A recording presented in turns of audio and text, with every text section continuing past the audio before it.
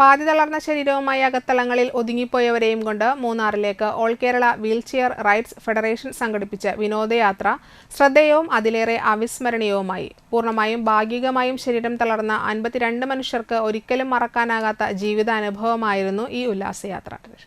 അവർ ഓരോരുത്തരുടെയും കുടുംബങ്ങളെയും കൂട്ടി ഫെഡറേഷൻ തൃശൂർ ജില്ലാ കമ്മിറ്റി മൂന്നാറിലേക്കാണ് വിനോദയാത്ര സംഘടിപ്പിച്ചത്. 30 വർഷമായി വീട്ടിൽ നിന്നും പുറത്തിറങ്ങാത്തവരും ആദ്യമായി ബസ്സിൽ കയറുന്നവരും ആ കൂട്ടത്തിലുണ്ടായിരുന്നു.